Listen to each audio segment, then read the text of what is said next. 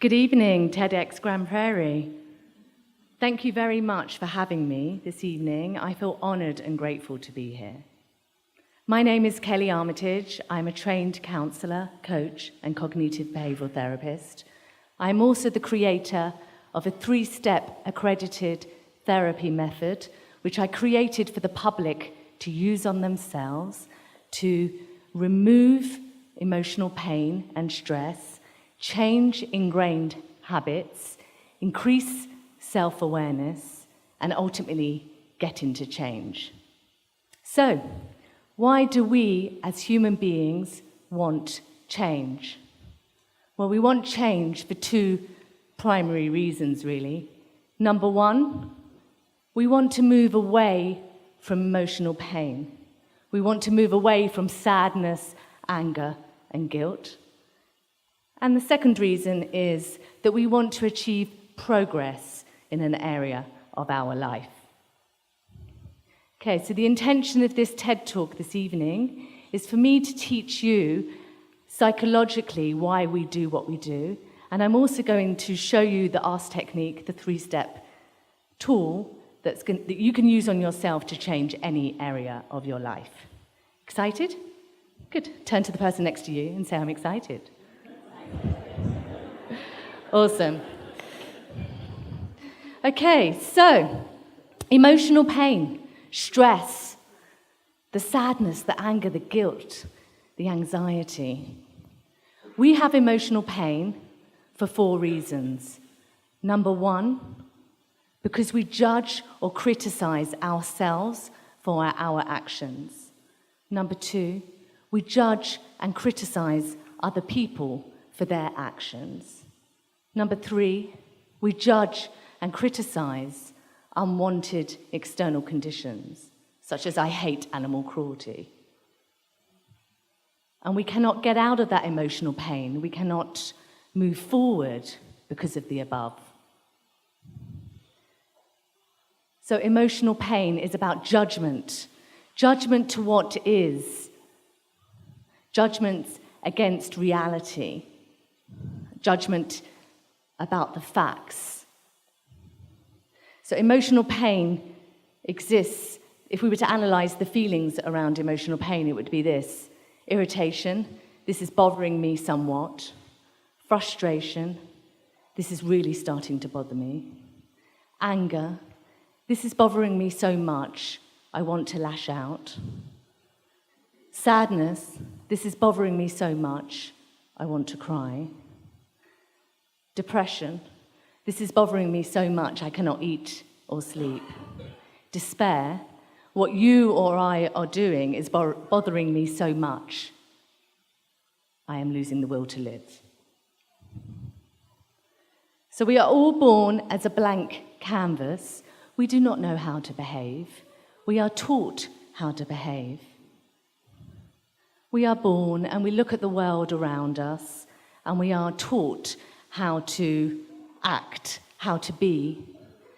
We are taught via the parents, the guardians, the teachers, the siblings, via the parental modelling, or situational curveballs that happen to us, or the messages that we receive. So a parental modelling could be having a mother who has anxiety and panic attacks. We pick up an anxious mindset. Or we see a father that is consistently in debt, so we pick up a poverty mindset and the associated behaviours attached to that, such as fearing and hoarding. So we are taught how to behave. We are taught how to behave based on parental modelling, based on messages, based on situational curveballs. A situational curveball, for example, could be a divorce that you see at the age of 12, and you perceive that pain goes in, and you pick up the habit of mistrusting marriage. Okay, so basically, our habits are trained in on a neural pathway level. They are grooved in extensively into the brain because we practice those habits time after time again. So they are very much trained in. Now, a positive habit in your health could be juicing daily and exercising. A negative habit in your health could be junk food daily. A positive habit in your relationships could be open and vulnerable communication. A negative picked up habit in your relationships could be continual conflict. A negative habit in your career could be continual unemployment, or being, on the dole or something. And a positive career habit could be continual employment and going up the ladder. So we pick up our habits, we pick them up based on what we perceive around us. So we don't just pick up our habits for no reason, we pick up those habits for the psychological payoffs attached to them. The feeling before and during the act.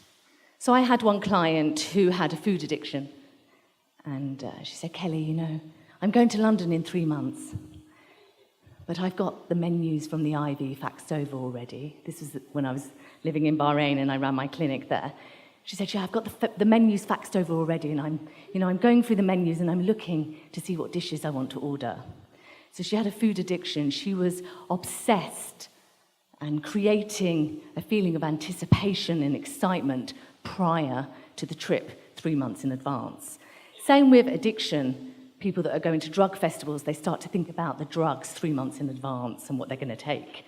Okay, so the psychological payoff is the feeling attached to the habit. It starts with a yearning, an anticipation, an excitement before, through the thinking, you see. During the act, there's a relief, there's a comfort, there's a pleasure. Okay? So the feeling before and during the act is the high that you see there. Okay? Now, the negative learned behavior that you've picked up, the crash will come down because as soon as you've eaten that pizza, even though you were meant to take the salad, you might feel the relief during eating the pizza, but it's the guilt and the judgment, which I talked about earlier, that comes into play straight away. Damn, I can't believe I've eaten that again. Damn, I can't believe I took 5 ecstasy tablets at that festival. So that's why we do what we do, for the feeling before and during it. Okay, so I've taught you about stress. Why do we have stress? We have stress because of judgment. I've taught you about learned behaviors. We pick them up because of our parents, because of situational curveballs that happen to us, because of messages that we're giving to us. I've talked about the feelings associated before and during the habit that keeps that habit in place. So, how do we get into change? How do we change those habits that cause us a lot of pain? How do we change that obsession for 3 months thinking about food and then going there and stuffing it in London and then feeling such guilt after? How do we create change? We create change only because most people don't really know what they're doing. They're not even aware of their learned behaviors and payoffs. They're not aware of why they do what they do. They don't have that psychological understanding. We go into change when we hit a pain threshold or rock bottom, as you can see here. So, the man who has a second heart attack, he looks inward and he says, maybe it's my junk food daily that is causing this health issue. Or the woman that's on her 3rd divorce, she used to blame the previous husbands, but this time she's like, 3rd divorce, same pattern of men. Maybe I need to look at my codependency or my cheating, my behaviors in my relationships. Or the person that's on their 5th bankruptcy, the entrepreneur that looks inward and says, maybe I need to change my marketing behaviors, my fear of financial loss. It is a pain threshold that we hit, that we go inside and then realize and become aware of the learned behavior that is in place and the willingness to change that. How do we create change for other people? We cannot. We cannot change other people, but yet, as a society, we are delusional and illusional because we don't know about psychology. You've only got to look on Facebook where people are just commenting about others. Can you believe he did that? Can you believe he's a narcissist? He's a passive-aggressive. He's a sociopath. He's a psychopath. People judge all the time. They want others to change because they think that them changing will create a happiness and security within, which is absolute rubbish.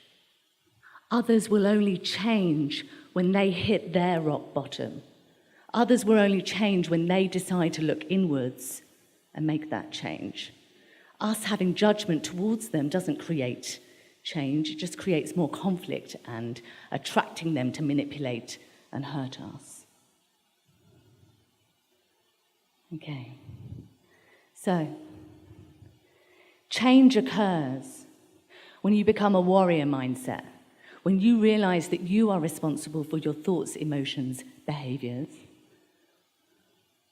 and that to not judge yourself for that conditioning, that programming, that training that you copied from your parents, from the sad event that happened in your past. We create change when we accept and forgive and have compassion for our behavioral training. You and I do this because we have picked up habits attached to emotional rewards. I understand this about myself. I have compassion about myself. I have compassion that I drank 2 bottles of vodka last night when I only wanted to drink half. I have compassion that you are angry because you had a very angry father. You never knew how to communicate assertively. It is compassion, acceptance, forgiveness, and a centeredness that creates change. Okay, so this is what I've observed over the years of doing thousands upon thousands of sessions. And so I created the ask technique for the public so that they can use that on themselves and create change. This is an accredited therapy method that's being used globally now. And I want to teach it to you today so that you can remove your stress, so that you can get change, so that you can have more self-awareness, so that you can shift something in your health, your finances, your career, your relationships. Okay, whenever I've done this technique on somebody, we have very, very powerful results. So I did this technique on a woman who had insomnia. She slept that night. I did this technique on a woman who wanted a new job. She rang me 4 weeks later because she changed her habits. And she rang me 4 weeks later to say, Kelly, I got a new job.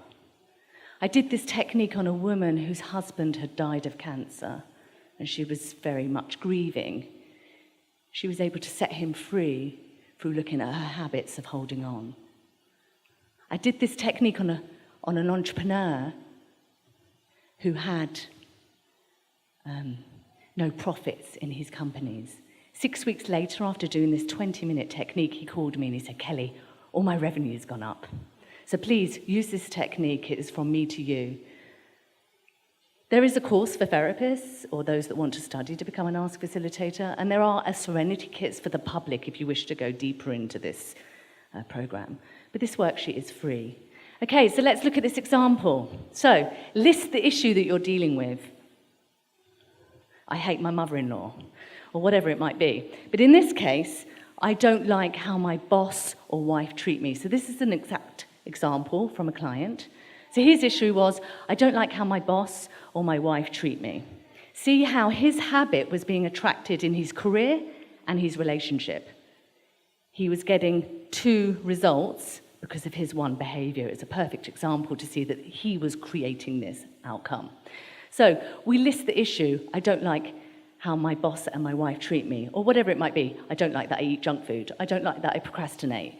I don't like that I have anger outbursts. I don't like that I attract narcissists, whatever it might be. We list the issue. We then attach the 3 emotions to how you feel about this issue. So in this case, the man felt anxious, demotivated, frustrated. And we list how high that emotion is, and it should be a 9 or a 10 out of 10. So that means it's a perfect negative emotional reaction to work on. Okay, so we've got the issue, we've got the feelings, and the amounts out of 10. Then we go to step 1. Now this is 25 steps, and I condensed it down to 3 steps so that you guys could want to do it, so that you'd want to do it.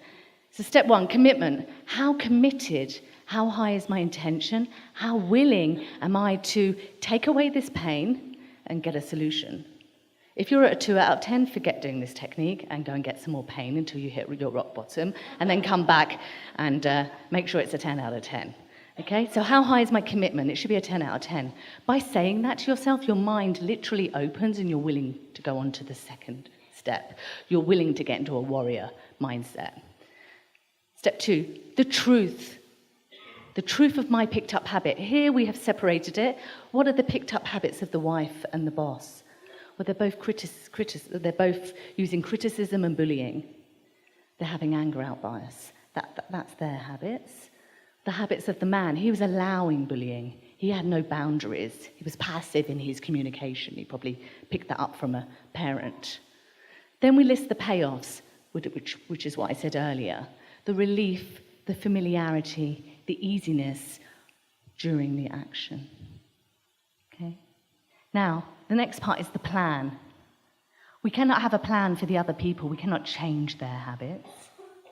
But it is a non-reaction to their habits, an observation of their habits, an awareness of their habits that creates change. As soon as we go into irritation or anger about someone else's habits, we keep attracting that to us. So we don't have a plan for them, except to forgiveness. The plan for us, if I have picked up the habit of allowing bullying because I got bullied at school and I never healed that, I can put down that habit and I can pick up the opposite habit of a non-reaction to bullying, only allowing respect, encouragement, and good treatment from others. If I picked up the habit of no boundaries, not really knowing how to teach people how to treat me, we teach people how to treat us, guys. We teach people how to treat us. If I picked up the habit of no boundaries, I can put down that habit and I can learn a new habit of assertiveness, of teaching people what I need and want, which is in this case, I will not accept your criticism or control, even if you are my boss. There are other jobs out there, by the way. Okay, so now we've listed the picked up habits, the payoffs, the plan. Now, this is the most important part of this technique. We must go to the habits and payoffs. And when we look at that, we go, well, I don't like that I have those habits and payoffs. I don't like that I've got this going on in my life. I don't like it that they've got that going on in their life. This is the part of the technique whereby we do a forgiveness, a centeredness, a compassion for the habits and payoffs of ourselves and others. We go back to the earlier part of the presentation where they don't know how to be any different, we don't know how to be any different. Okay? Everyone on the planet is doing the best they can with what they know. That's the truth. Everybody on the planet, with their brain chemistry, learned behaviors, payoffs, childhoods, are doing the best they can with what they know. So it's a compassion. So now we have compassion for the habits and the payoffs, and we have a motivation to go forward with the plan. So to create new neural pathways, studies say it is between 23 and 66 days continually practicing the new habit to create that new neural pathway within the brain. Non-reaction to bullying, assertive communication is the plan for this gentleman to make a change in his career and relationship. Okay. Step 3 is growth. What's my life lesson here? What am I being taught here? You know, the lotus comes from the mud. We must go through this pain to get to the lotus. Every time you have a negative situation in your life, it's because there is a lesson to be learned. When you learn that lesson, that pattern goes away and the next one comes. How great is that? Okay, so gratitude. This man was being taught self-love and respect. He was being taught it by his boss and his wife. Even if they went away, the next people would come along. His life lesson was self-love and respect. He's being taught how to be assertive. It's an essential skill in life if we want to have respectful relationships. And also he's gaining attributes of empathy, strength, resourcefulness. This is a wonderful technique if you want to do it on past trauma. Like I did it on a client that was raped at the age of 4. He was really able to let that go and get gratitude for the pain he had gone through.